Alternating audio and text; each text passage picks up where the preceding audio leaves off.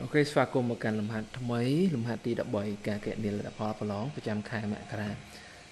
កាលពីលំហាត់មុនយើងបានរៀនទៅលើការគណនា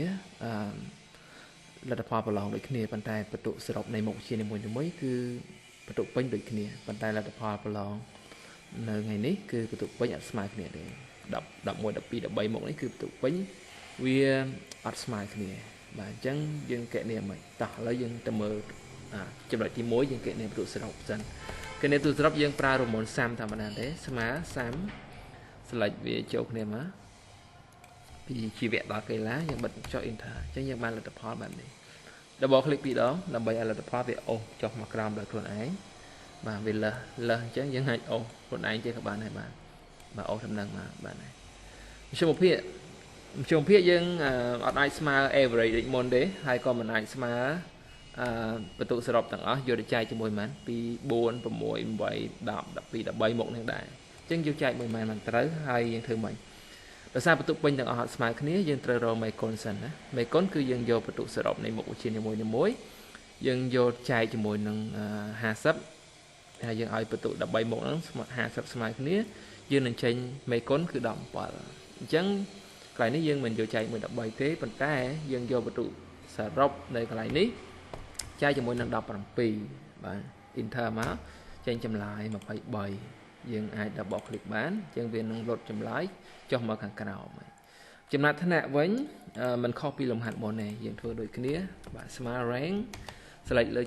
មជ្ឈមភាគរបស់សិស្សលេខរៀងទី1ក្បៀយើងយកទៅធៀបជាមួយនឹងលទ្ធផលលទ្ធផលរបស់សិស្សទាំងអស់គ្នានេះយើង select ទាំងអស់មកហើយយើងចុច F4 មួយ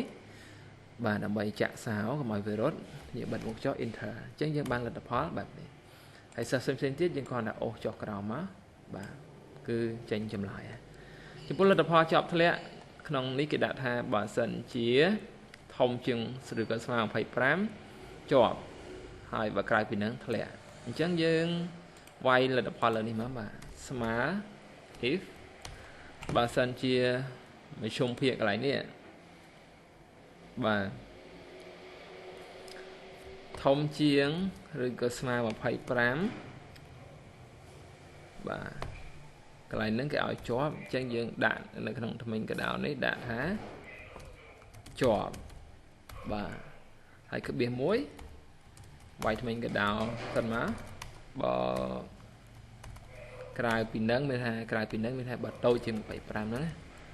គឺចាញ់ធ្លាក់បាទអញ្ចឹងយើងវាយឲ្យដូចអញ្ចឹងមកណាបាទហើយ enter មួយអញ្ចឹងលទ្ធផលចេញមកហើយណាគេធ្លាក់ណាគេជាប់យើងគ្រាន់តែអូសមកឃើញអញ្ចឹងណាគេលើ25គឺជាប់ហើយអញ្ចឹងណាគេក្រោម25គឺធ្លាក់អូខេអញ្ចឹងការកណនាលទ្ធផលប្រឡងគឺមានប៉ុណ្ណឹងជួបគ្នានៅលំហាត់ក្រោយទៀត